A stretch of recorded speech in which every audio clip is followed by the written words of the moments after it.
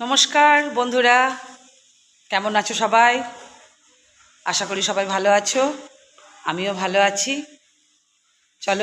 চলে এলাম নতুন একটা ব্লগ নিয়ে। দেখাবো তোমাদের আজকে কি রান্না করছি। চলো দেখাই।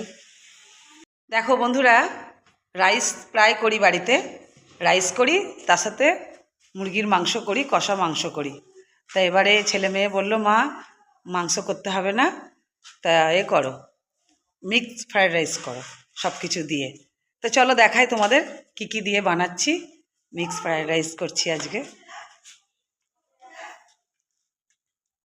এখানে রাইসের চাল রেডি করা হয়ে গেছে, ধুয়ে রেখে দিয়েছি। এবার খালি ভাতটা বসাবো। এখানে জল বসিয়ে দিয়েছি।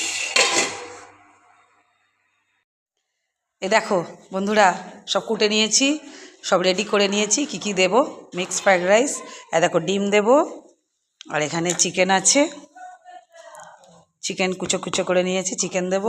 এই যে গাজর, বিন কড়াই, আর এই যে চিংড়ি মাছ নিয়ে এসছি, চিংড়ি মাছ দেব।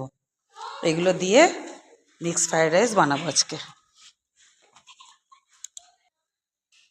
আর এখানে ভাতটা রেডি করা হয়ে গেছে, এবার বসাবো।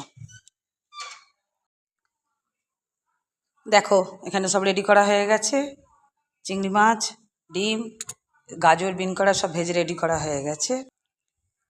এখানে চিকেনটাও ভাজা হয়ে গেছে। এবার সব মিক্স করব।